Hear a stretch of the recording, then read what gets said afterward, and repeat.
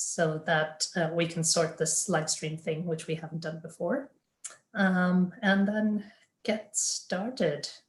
When we start, if you have any questions at all, do feel free to post on the group chat to your, well, my left-hand side, I guess, or right-hand side even. We'll do the, if you want to introduce yourself, you can do that on there as well.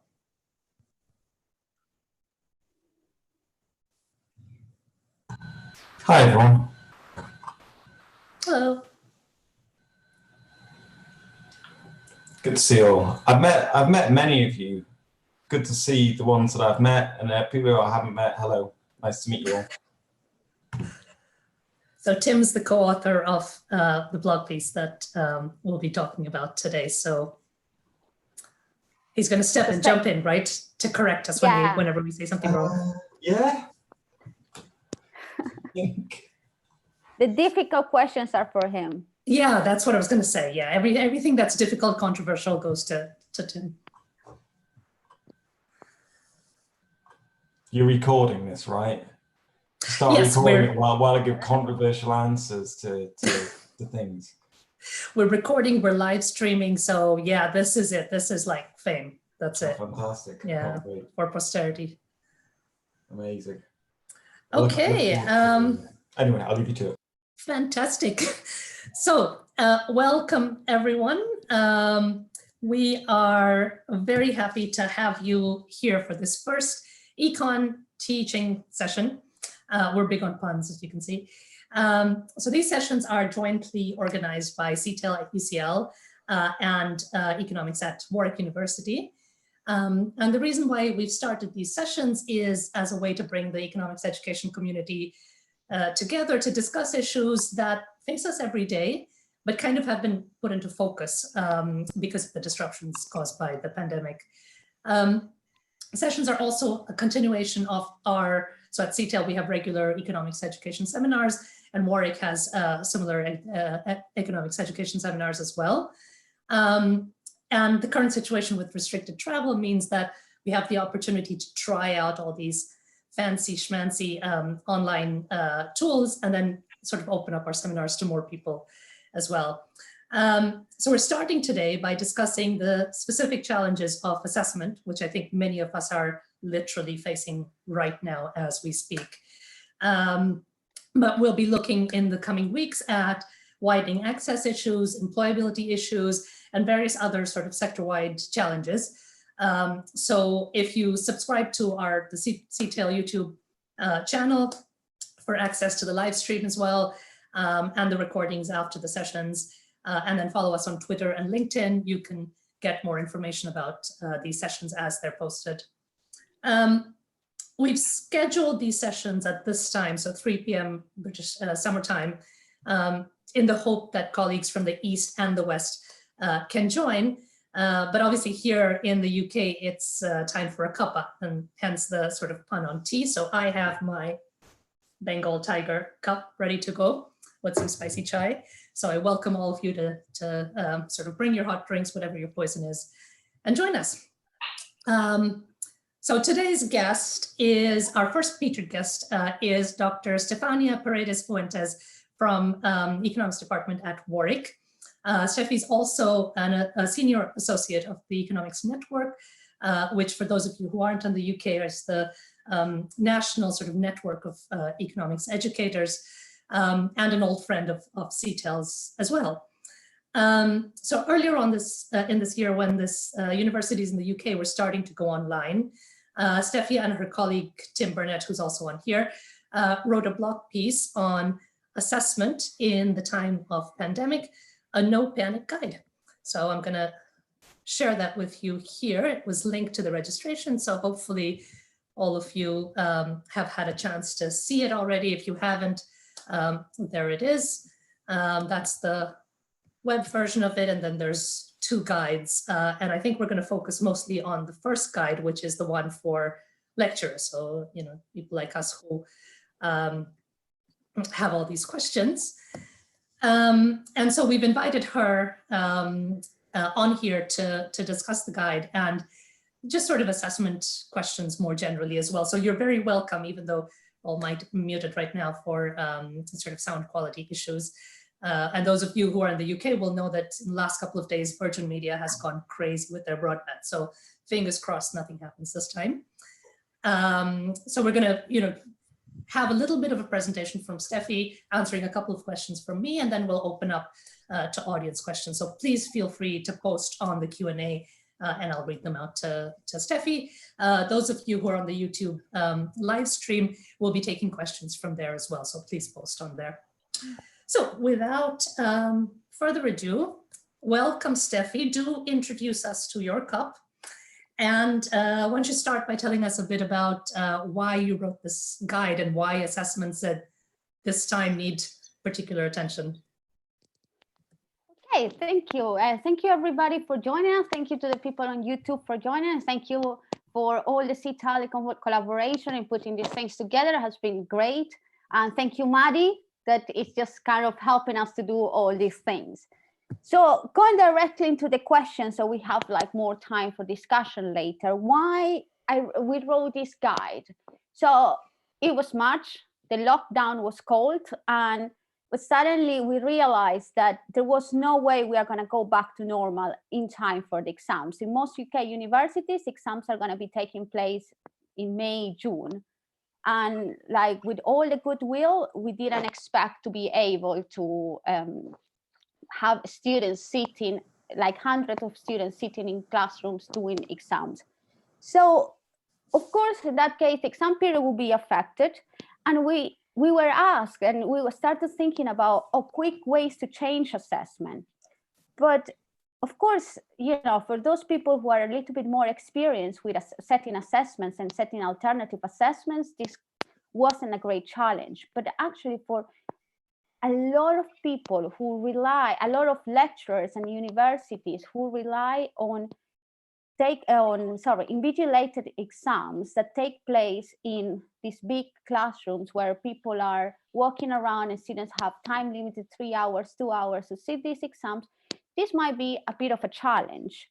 And therefore, in order to help colleagues that were in the situation that they were asked to perhaps think about a remote assessment that they have to set given the current circumstances, we said, well, we do have a bit of experience on this.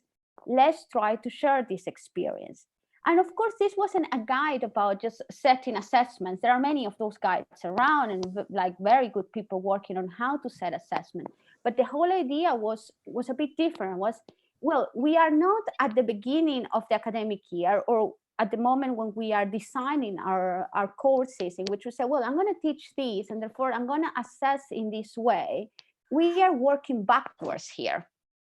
In the sense, we have taught something, we might have assessed students certain parts of the syllabus in certain ways. We were prepared to have a final exam, invigilated exam. Now we have to find an alternative.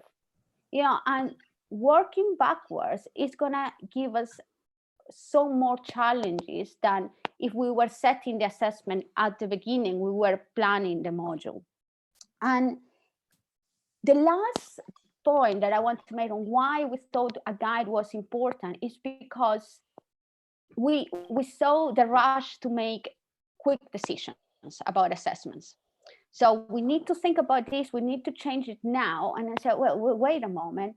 We need to be very careful on how we change assessments. Why we need to be very careful? Because, we tend to, and this is even in normal times, we tend to pay more attention about how we lecture, about our lecture material and how we teach. We tend to pay less attention to assessments. For students, and that not might be the case for everybody, so I don't want to generalize, but experience say that this is the case. And I have done that mistake before, and I think like that's what a lot of people do. So, however, for students, assessment experience really change like their attitude towards university. for students, assessment is one of the most important parts of being at university because it determines their degree classification and the opportunities that these students will have in the future in the job market. So we can't just think very quickly about assessment because this will affect a student's life, a student's well-being, and it will also affect university's reputation in the end. Okay, great. Thank you, Steffi. And yeah, I mean, you know, the sort of necessity for instant action, very often without guidance, has been sort of thrown into focus now. And I think, yeah, anything we can say about shared experience, not trying to reinvent the wheel, is always going to be hugely helpful. So I'm just going to bring up the guide again so that we can have a quick look. So I really like your 5 basic steps. I think what most of us did was to first panic and then have a think about, okay, how can we not panic? And I think one of the challenges definitely here at UCL, but I'm hearing in other places as well, has been that you can't do very much of B, which is considering what other assessments students have done, because economics is this weird field, right? Where even now, at least in the UK and in some other countries, there aren't a lot of interim assessments. So there aren't sort of multiple low stakes-ish assessments and there's one exam and everything depends on that. So the most challenging thing obviously is your step D, which is writing a new assessment. And I'm sure many of us have actually gone through that in this period and our students are getting ready to take those assessments. But if you have a colleague who is trying to think, I have a traditional exam and I teach, I don't know, econometrics, and I obviously haven't assigned a project, so there's nothing I can do at this point to assign a project.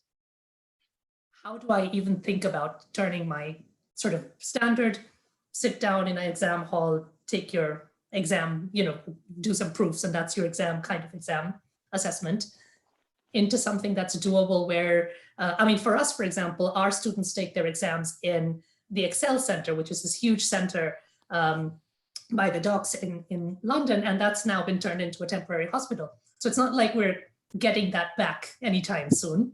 So we really have to think about those issues, but I'm sure there's a lot of lecturers who have less experience than you in sort of designing assessments, right? Who are completely freaking out because I know how to set an exam, but how do I convert that exam, that's what we're having to do right now, right? Convert that exam into something that's doable online. So, as I say, go back to the first step, and it is do not panic. And the reason for this is that just remember that you are the best person to set the assessment and to make whichever change is needed for that exam, for that assessment, because you already taught the module, you know what the students have seen during the lectures, and you have already very likely set another exam. So first, do not panic. The second thing, and I completely agree, one of the big problems that we have in many economics departments, at least in the UK, is that the final, and one of the reasons why we have this big problem is that the final assessment has a very high stake. For some universities, it's 80%, 90%, and even 100%. So that's quite high. So, however, it means that you very likely have already written some exam questions about this. And as I say, look what you have done already, because very likely it's not everything to throw away. Very likely there are things in there that can be reused, or at least they can be rewritten in a way that are more suitable for remote assessments. So, and many of you might have a love-hate for Bloom's taxonomy, because usually it's the ones that we use when we are delivering these training courses for lecturers or GTAs. And, there is the usual Bloom's taxonomy, which I think it gives us very basic ideas of how learning works. And as I say, you might agree, you might disagree, but as a tool, it can be a very powerful tool. So if you have a look at the Bloom's taxonomy, it simply just divides learning by, if we even want to call them steps, rather than, because I think all the Bloom taxonomy steps are very important. At the basics of this, we are going to have remembering. And it is very important for students to remember. I start my lectures many times, I teach macroeconomics, and so many times I really want students to remember that aggregate demand is equal to consumption, investment, government expenditure plus export minus import. So it is important for any student in economics to remember that equation, and I repeat it constantly. So part of the learning, it is remember that. But then, our exams, especially if we are doing very high stake assessments, cannot just simply be based on remembering information, because in that case, remote assessments, well, for nature, remote assessments are going to be open book assessments. So students know that they don't have to remember anything, they just simply use the sources. But then think, is this really what we want students to kind of be capable to do with a degree in economics? And very likely the answer is no. We want students to reach higher order learning capabilities. And we want students to be able to analyze, to be able to criticize information that they have received, of knowledge that they have. So students, when the students have to use their knowledge or create something new, so create a policy report, create a policy brief, then at that point, having an open book assessment really doesn't make much difference in a way. So now, going back to kind of your original question, if you are setting, just look at the questions and see whether the questions are simply asking the students to remember things. And so you might want to kind of get rid of those questions and consider those questions that start looking at higher levels, analyze, evaluate different type of information. Because at that stage, it doesn't really matter that much if the students have books or other sources, because the students have to use those sources to provide a good answer. And I think just going through that revision of the exams is very useful. Of course, there are many alternatives, and this all depends on what is going to be university regulations. I have to say, I think from universities, there should not be so much of a pressure to move from remote assessment, so from a sitting down exam to a remote exam, because in a way, and in the paper you can read, we compare different type of assessments, and surprise, what we find is that there is not a single assessment that dominates all the other assessments. So the choice of assessment has to be based on what is best for students, what is best for the type of course that you are delivering. Even the size of your classrooms matter, because imagine if you have a very small class, 15 students, you can even be able to do online vivas. Of course, it doesn't mean that they are not less problematic, but you can do those type of things. But of course, if you have 400 students, that's almost impossible, or at least it requires quite a lot of time. So in a way, we should be able to tailor our final assessments towards what is our needs and the students' needs. Yep. Excellent. And that's actually the perfect segue into sort of asking our first question. Questions are coming in on YouTube, so anyone in the session, if you have questions, please put them on the group chat and I'll read them out for Steffi. One of the things that many of us and many of our colleagues, obviously, especially the ones that are writing these 100% invigilated exams, face is, what about cheating?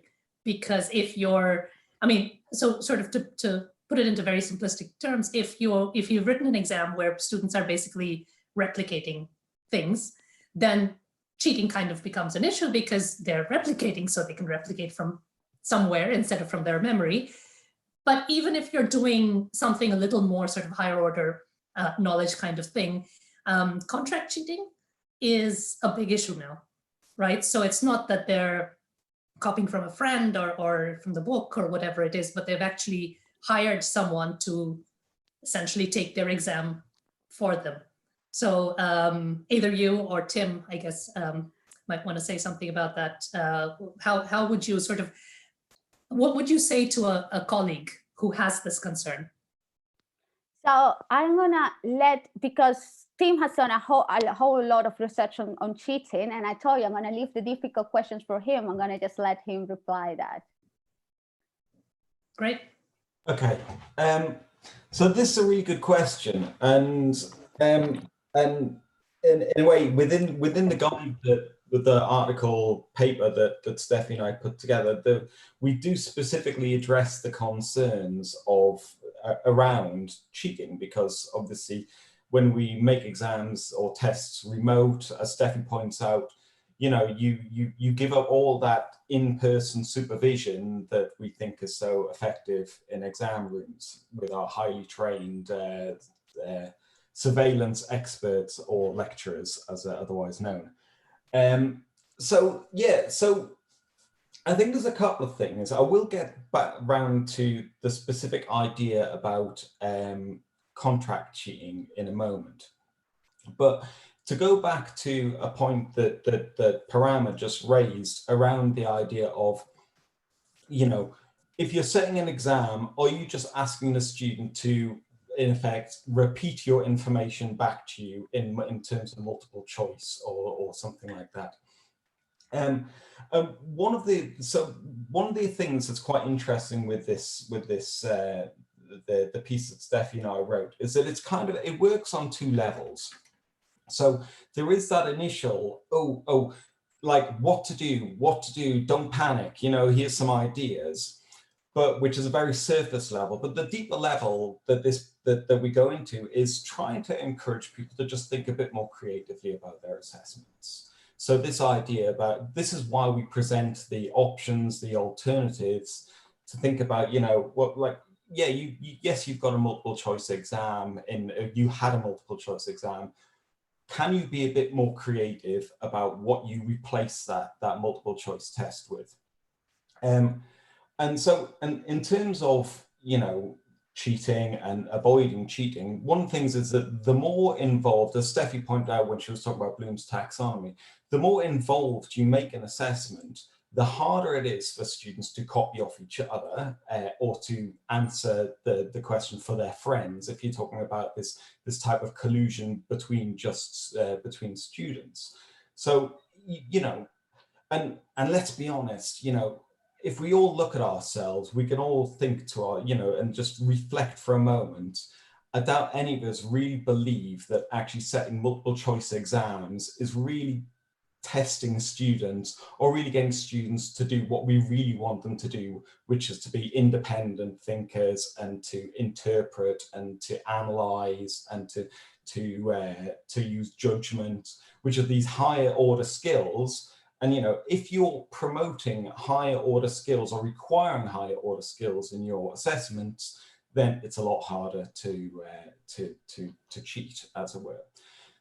On that note, if we're getting students to instead write essays or timed essays remotely, that does also present the opportunity to use Turnitin or anything like that, to actually, which we don't get the chance to use in exams. In exams, the only way we're going to catch students cheating, and they do cheat, is whether they've got notes up their sleeve or whether they're passing notes to each other, and we're not very good at it. But to go back to this idea, which is the last thing that you mentioned around contract cheating, because contract cheating is like, it's the terror of the moment. It's the moral panic that we have at present.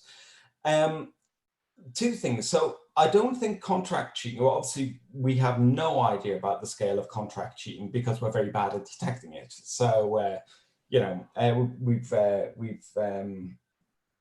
yeah, so first of all, we don't know how widespread it actually is. Some people think it's incredibly widespread, some people think it's far less widespread. But there are things we can do immediately and longer term to prevent contract cheating. In research, my recent research that I did last year, you know, we asked students why they contract cheat and why they think other students contract cheat. And it's very rarely because students want to cheat that they actually engage and go out and buy their essays.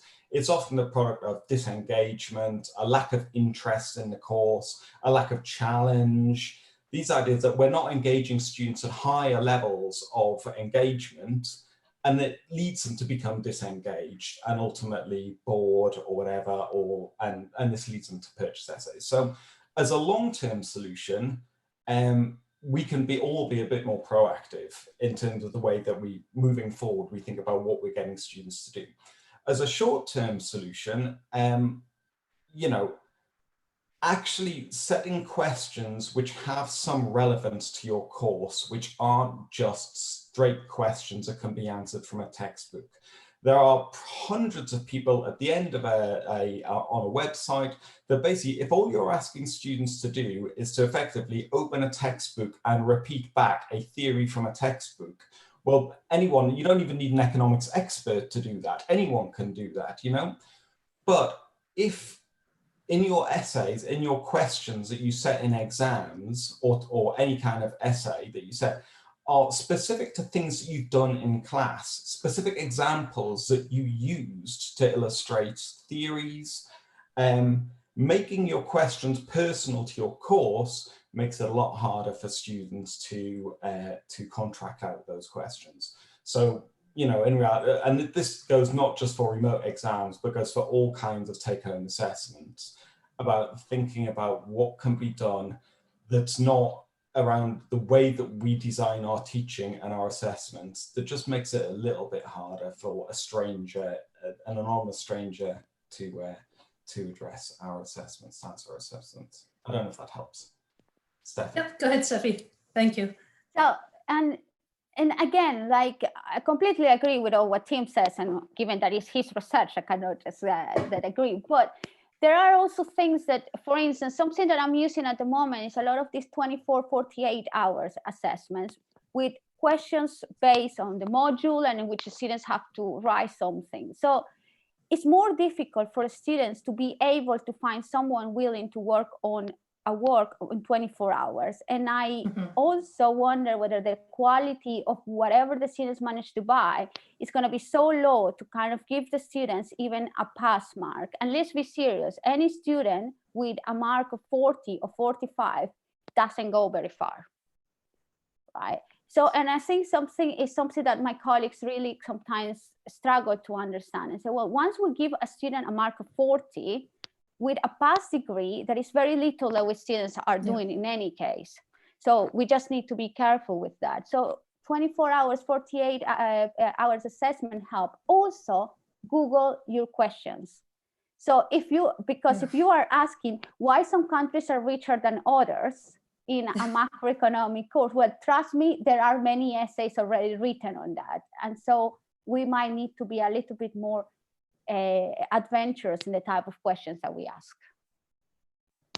Okay, thank you very much. I'm getting lots of questions. I'm going to sort of start with the contract cheating one because we were on that. So the question from YouTube is, can Tim define contract cheating, and what's the evidence, which I think you've answered kind of partly, but I know from my experience of having students write a research paper in my class, I mean, the only evidence I can have is because I have multiple assessments. I can look at the paper, compare it to previous assessments, and take a guess, right? There's no proof. And my assumption would be that's how people detect, that's our only evidence on how widespread it is. Yeah. So there are, I know that Turnitin, so I don't know whether or not this is evidence that it's happening. I know that Turnitin are currently trialing some software that will persistently analyze the writing of individual students to spot outlying essays where effectively there's a sudden change in style or language that that students are employing. I mean, I worry a little bit when it comes down to, just as this is like a random aside, that when we're employing technical solutions to what is effectively a behavioral problem, And actually the best, most useful long-term solution to this is to stop students wanting to actually start designing our assessments and our courses in such a way that students are less inclined to actually to buy essays and are more engaged. Engaged students don't buy essays, put it that way, I don't think.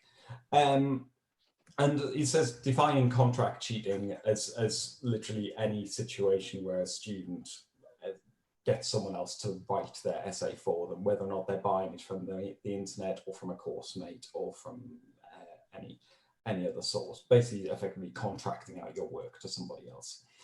I don't know if that's...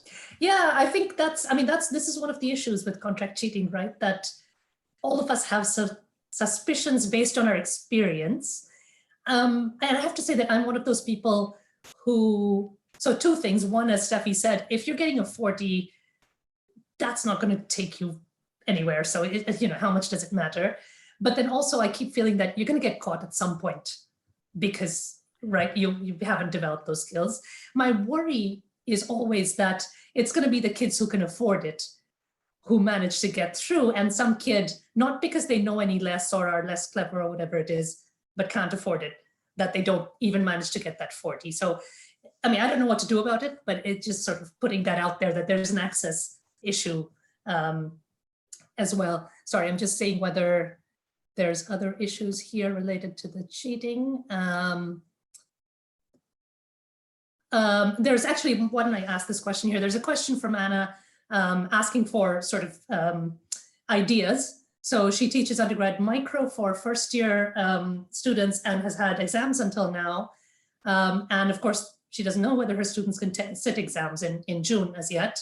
So they can submit a paper and a presentation, but sort of given that they've been obviously taught in a particular way because the exam is what the usual assessment is, any ideas of sort of how to fill these with content which is not too high a level of understanding for first year students.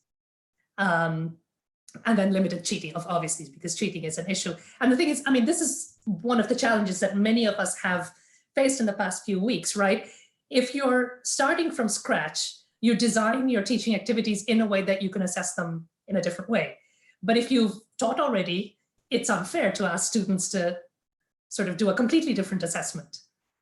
So any ideas about sort of to help Anna figure out what she can ask her first year students? So I mainly teach macro, so I can speak from a proper macro perspective, but I do think that we undervalue what first year students have learned already in microeconomics or macroeconomics. So for instance, my first year students at the moment are working on, this is a group job and it was said well before the assessments, but I got impressed about the quality of work the first year students manage sometimes to submit in these alternative assessments. And they are working, and they have this scenario in which students are working for a car manufacturing company. And the car manufacturer, the boss, which is an engineer, asks them to provide a report on the economic situation in the country, but more in general in the world, that will affect the car manufacturing company, right? From a macroeconomics perspective, I also told them, because I wanted to kind of keep clear, that someone else, another team of economists will be working on the microeconomic scenario. So what is going to be the potential market structure that the car manufacturing is facing? So there might be many competitors or less competitors. So if the students for Anna are already working on a presentation, this presentation must have a topic, right? So think about, and this is an idea, it depends what they have seen during the lecture, but just that kind of to build that presentation into something that students can actually create for and build up their employability skills as well. And I think, well, Claude is giving us the questions, but there was a lot of discussion on that the students have not getting good enough employability skills from the degree. So sometimes try to think, okay, if what the students can use from my course to build these employability skills. What was the presentation about? And given what was the presentation about, perhaps they can build that into a very short policy report, 500 words, and writing 400 words or 500 words for a general audience or non-economists is actually something that becomes very difficult. But I don't know if you have better ideas that are more microeconomists than I am. Yeah, so I was going to say, if people have ideas, feel free to put them on the chat as well, to help, well, many of us out, I think.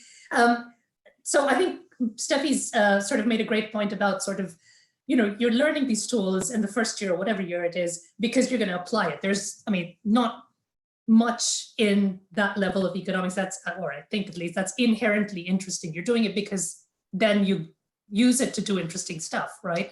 So turning the exam into an applied sort of case study kind of thing should be something that's kind of within the general learning outcomes, even if you didn't actually set out to do that.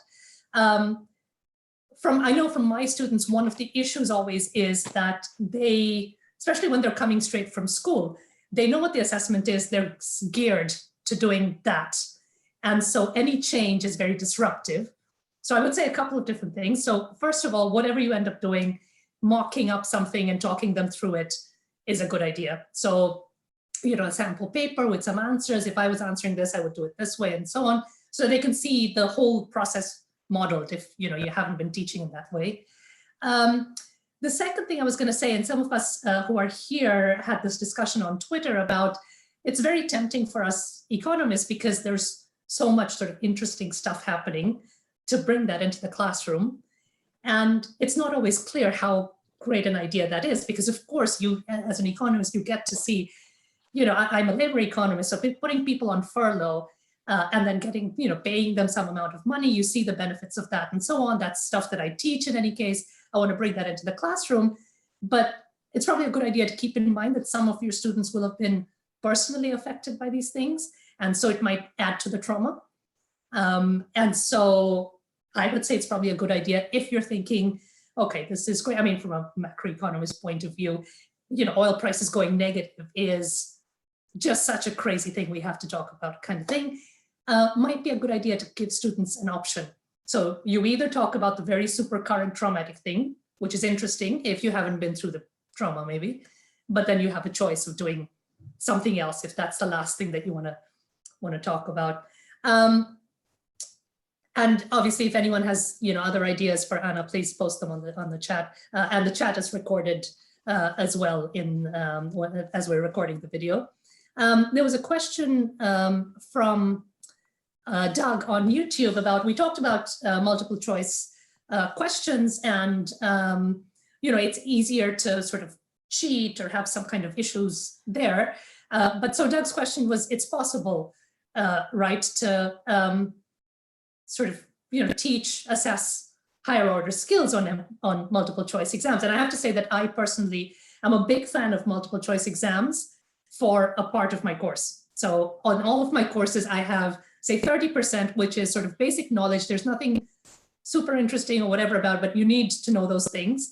And I think, you know, this is a really interesting question. And, you know, I think we'll have further sessions about different types of assessments, because each of these issues is such a sort of deep issue. But I've found over the years that using multiple choice assessments as a way to get my students to read papers has been really useful, because the questions sort of highlight to them, what was the bottom line of that thing that you read? Or what was the big problem in that empirical method that was in that paper? Because I mean, you know, we all hope that our students are super intrinsically motivated and stuff like that. But I think many of them just pay attention when it's for the assessment, right? So it's possible, I think, to bring in higher order thinking in that kind of a way. Yes, it's an MCQ, but you kind of have to understand it in a different way to be able to answer that question. Sorry, there was a question before about a slightly different topic about group assessments. So what do you think about group assessments and how to do it well online? And let me just say from a personal, so this was from YouTube as well, but from a personal perspective, both of my modules this term had group projects with presentations and an individual component as well. And the presentations were meant to be in the last week of term, which of course went online. And so I was, like everyone else, completely panicking and trying to figure out what to do with my group project, because of course my group was scattered everywhere between California and China. Any thoughts? So I am becoming more and more a fan of group projects in a way. So first, the students have to collaborate, and collaborate, again, talking back about employability skills, is a very important skill that the students have to learn. And it can create a lot of frustration, but because of experience, I give the students all these feelings. And I like talking about students about feelings, about assessments, and about how they are going to deal with these feelings. And frustration is something that I tend to talk to students. You're going to be frustrated at some point because you want to do things in one way. Someone else is not doing it that way, or doesn't want to collaborate. But this is all part of the group project. And I think like now this is going to add another level of challenges, that is how to collaborate in an online matter. That's exactly what we are doing here, right? And in a way, some of us were advantaged when we have to move online, because suddenly we had all the tools to do it, and said, well, that's not a problem. I know how to use Skype, I know how to use Zoom. But do we realize that these are skills that we needed for our jobs? So this is also what skills the students might need for their jobs in the future. So I think it's very important, but it is very important to help them to set guidelines on how to do it. And for many students, they don't need it. No, they know better than us how to use all these things. But sometimes we just take things for granted, that, oh, students should know these things. No, they might know these things, and they might know better ways to do it than we do. But for those that require some support, please do provide support. Please do have said, you can use Zoom. Limitations of Zoom is that you have 40 minutes if you don't pay for it, but you can use Skype, and this is at the best. So provide the students the skills that they need to work on a team. And I think at this stage, it's going to be a very good way to keep students connected. Because as you say, at the moment, many students went back home, and they start feeling that they are not connected with the rest of the classroom. So I find that the other day I had a meeting with one student, and she told me, I really appreciate that you put that video online. It made me feel that I'm still part of the university. You know, we had a long Easter break, but just before we finished the break, I started posting things for the students about telling it about how the assessment changed.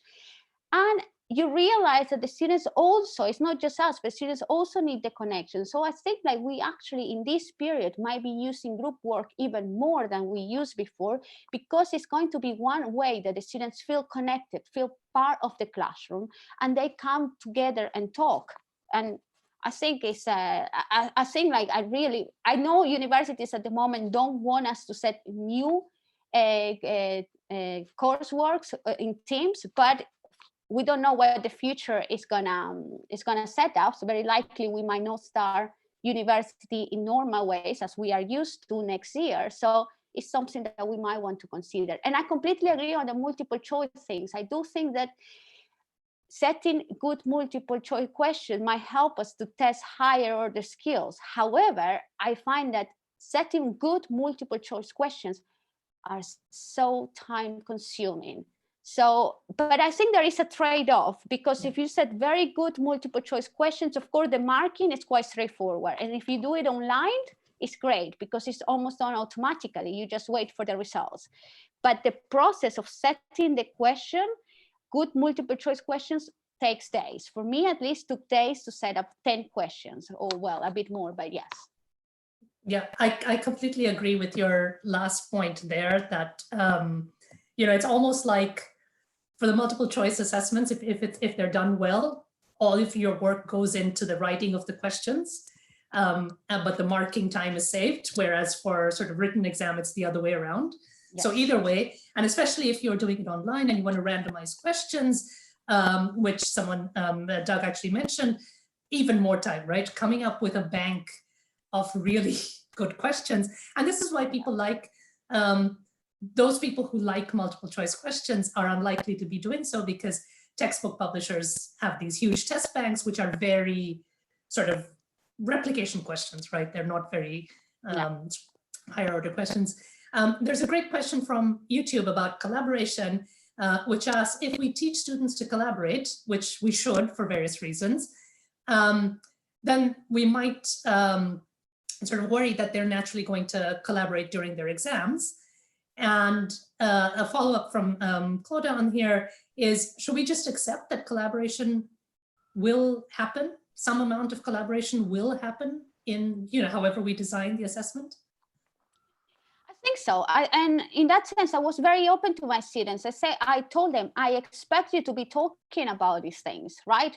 For my last exam, I set up a policy brief. The students have to write, they have 48 hours to write a policy brief on some topics on inequality. So of course, they don't know the topics yet. They were gonna be revealed 48 hours before the deadline. But if you think about how we work, we collaborate with each other, right? And they say, if I have a problem, I say, Parma, how do you see this? And you say, well, I see that we could do it this way.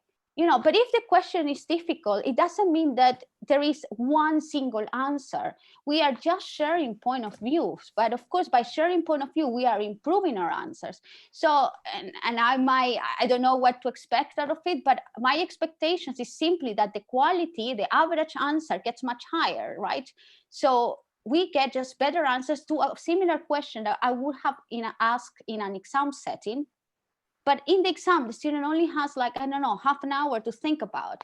Well, if we could, try to, and I put a mock exam, so the students are, in this scenario, they are advising the Minister of Finance of a country about a specific law changes and how this affects redistribution in that country, right? So you can imagine that it depends what you read or which research papers you are using, you are going to bring completely different ideas. So I encourage students to collaborate. I do mention though, that the work is going to go through Turnitin. So if they just copy each other's answers, well, they both are going to get 0. So they want to collaborate, but they want to come up with their own answers.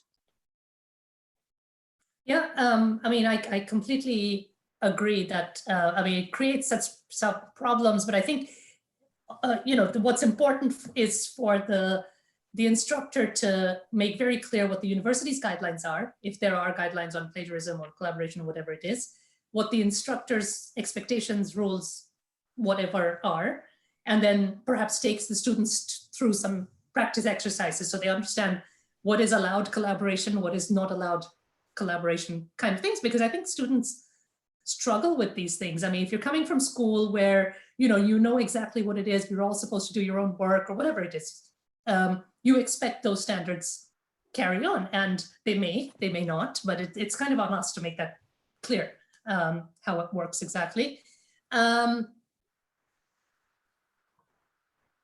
I'm just looking to see if there's other questions about collaboration. I'll quickly answer, flag up another question, and then go back to one other question that we have. We have about 10 minutes left in the session, I think. So a question from Chris about internet access. So he said in Pennsylvania. I know my brother is in the deep south in the US, and his students have issues as well. So Chris's question was about people in rural areas where connectivity is limited. My brother's issue was they had students who didn't have or couldn't afford decent broadband, and so literally what they were doing is driving up in their cars close to university campus that they can use the university Wi-Fi. So there's serious access issues. What we've been told at UCL is to ask students to do assignments which can be done offline and then uploaded, so that it's only a brief period of time that you need the internet for, and then giving them a lot of time to submit. So if one day the internet isn't working or you can't drive to campus or whatever it is, you can do it on another day. The issue that I faced was because I was teaching those last 2 days when the UK was almost going into lockdown and many students were flying home and so on. I had students who were in quarantine with no internet access in a different country. And so I had to change things around because I did have timed things. That's the problem with timed things, right? If in those 24 or 48 hours, someone's whatever, without access to the internet, there's not much you can do about it. Any sort of experience with that? Any suggestions about that, Steffi? So I do think that I haven't had any close experience, but I think this is one of the considerations I took when I moved all my assessments to 24 hours or 48 hours. So kind of the students needed to download the questions, and after that, they have, they don't need to be online to answer this. Of course, I did mention students, you might need the resources from the course, so the paper. So kind of, check the library resources. So try to tell them, download everything that you might need on time before the exam. So at the exam, you just really can focus on giving your answer, right? So, and I think like, I am a bit scared of what some universities are doing at the moment, which is giving these dynamic timings or just time limited exams, because we haven't trialed that yet, right? And so we are going to see all the students trying to upload the questions, and poor connections or failures in the IT systems might affect this. So I do think I completely agree that we need to consider that students might have unstable connections. So give them a window, a large window where they can upload their assessments. But for that, we do need, and that's kind of say, any quick decisions that we made at the beginning, it might just give us more work later. So that's what we need to think about, what type of assessment and all the potential limitations with each assessment that we are going to face. So this complete shift to, you used to do an exam, in-house exam, to now you have to do a remote examination.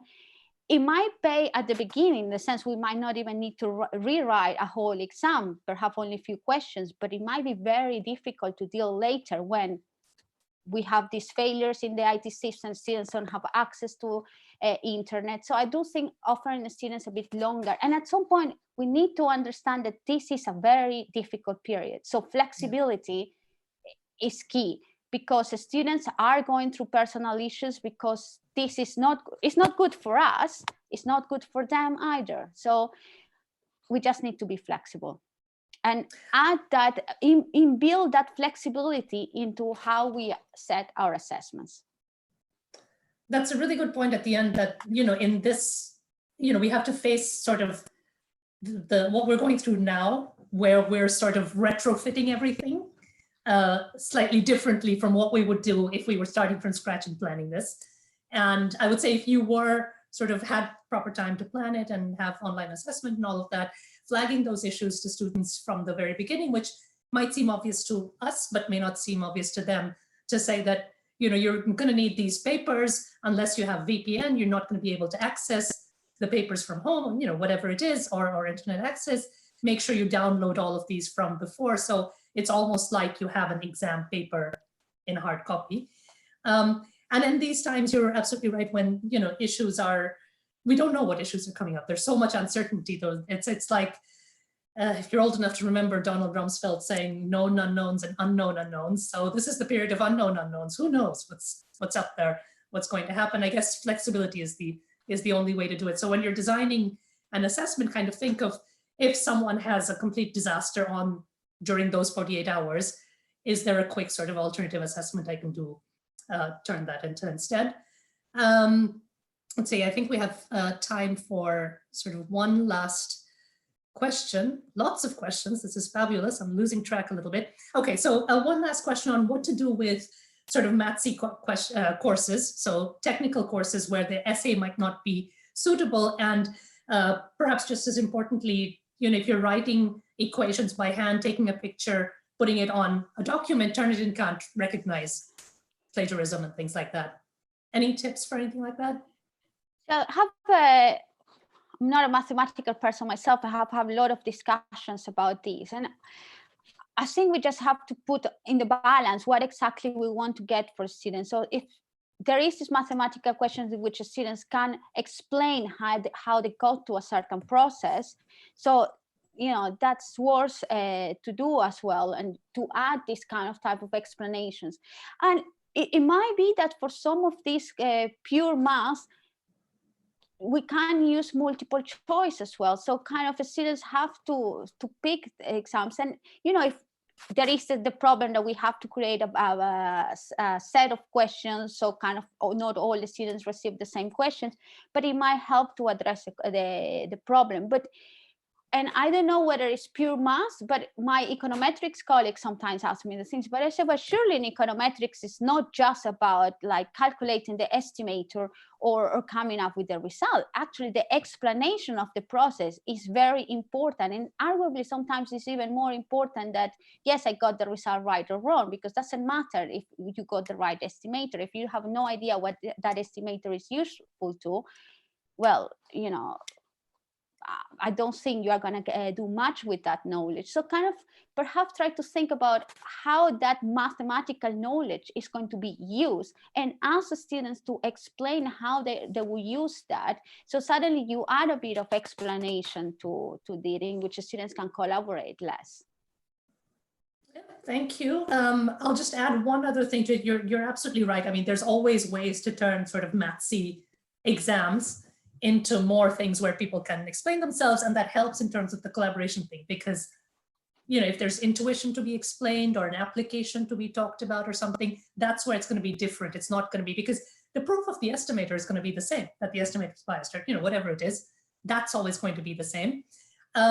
What we were advised, and this was someone thinking super creatively on the fly, to say, if you do have like a proof or something, which it's just the one thing, or graph or something, right?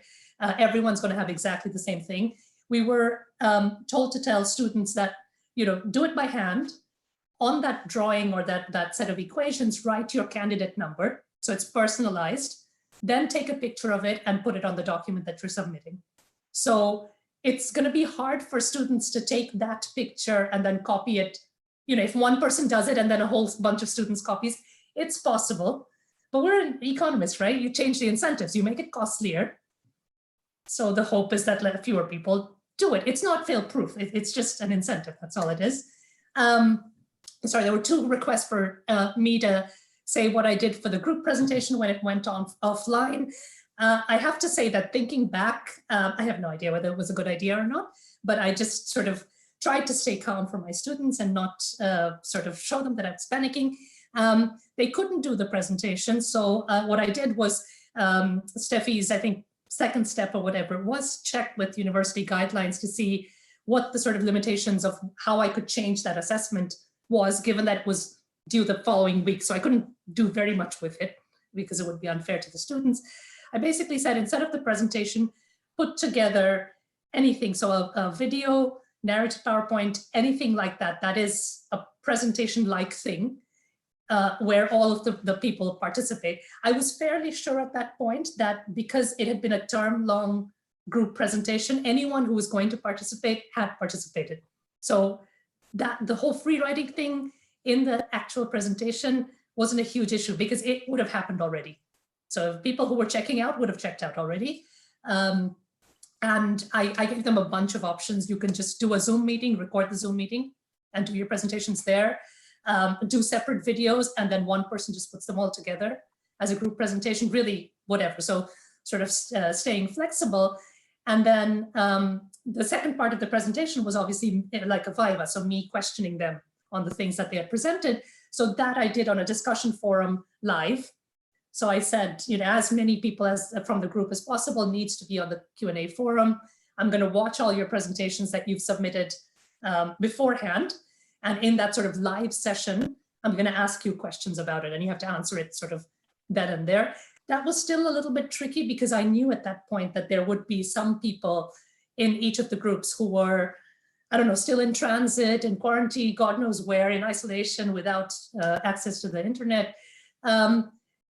It turned out fine for every single group. So there was a groups about 7 people or so, and every single group, about half of the group at least, was there answering questions and stuff like that. And we use Moodle as our learning management system, and I could see that they were there and so on. But then I kind of, you know, I was advised by the university also to kind of let it go, that, you know, in an actual presentation, if they didn't turn up, they wouldn't get the marks.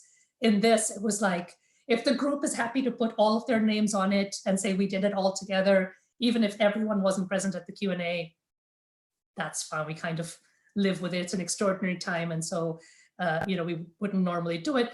And as I have to say, as someone who keeps thinking about these incentives all the time, I don't think it created any bad incentives, because I don't think we're going to have situations like this very often. So it's not like, oh, she did it last time, and so, we don't need to work on it or anything. So, it wasn't great. It was something we managed to do somehow.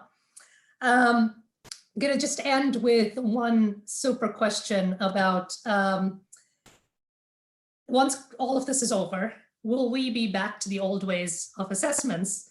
Or do you think this is the sort of, push that tips us over? And that was kind of my last question that I would have asked, but there were such great questions that I didn't ask. We have, I'm sure all of us have some colleagues who are literally holding on to the belief that everything will be back to normal from September. And so we can go back to doing assessments, everything as we used to.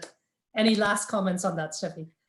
Yes, I really hope that the answer to that is no, we don't go back to normal, especially when normal means 80% final exam.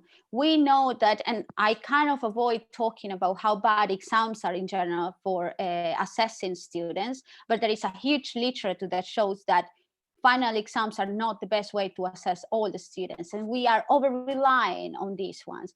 So I really hope that the reason why we didn't do it before is because not everybody had talking about incentive, the right incentive to change assessments. And, it is time consuming. I have to agree with that. And therefore some people just kind of go back to usual. But I do expect that now that a lot of people have to experience the change in assessments, and even that it comes from above, from the fact that kind of, is it good that we leave all these 80 and 90% high stake assessments to the end? Because it might, we hope another pandemic doesn't happen, but for those students, those specific cases that something does happen towards the end of the year, but the students have done very well during the year, they are going to be the most affected about things. So I do hope that all these make us rethink about how we assess the students. And I hope that it comes from both sides, from lecturers on one hand, that they realize that actually there are other ways to do it, and from institutions on the other hand, giving the incentive and the time on their workloads to people to revisit their assessments. I really hope that we manage to do that, because that's going to actually go in the benefit of the student and actually in our benefit too. That's great. That's a really great way to end, in the hope that people will have been sort of moved out of their comfort zones a little bit and will hopefully start thinking about new ways of assessment and everything. That's all the time we have. Thank you very much, Steffi and Tim, for coming on and having this fabulous chat. I'm sorry if I didn't get to go to all of the questions. We had lots and lots of questions, but I hope we made some connections so that we can keep these conversations going. Those of you who are interested, we have a bunch of other sessions like this on various issues, including there's going to be another session on video assessments rather than the very hurried answer that I gave as well. So please check our website, Twitter, and LinkedIn. And we'll be sending out an evaluation. Sorry, we have to do evaluations for everything after this. So please tell us how you thought this worked, whatever we can do to impress it next time. And also, if you have issues that you're interested in, we can try to see if we can find someone to have a conversation about it. So thanks, guys, very much. And there'll be a recording of this. And I think that YouTube live stream gets recorded automatically or something, but we're literally learning about the technology on the fly. Thanks very much. No major disasters, I think, this time, and we managed to record everything and so on. And we will see you guys soon. Take care. All right. Thank you. Bye. Thank you.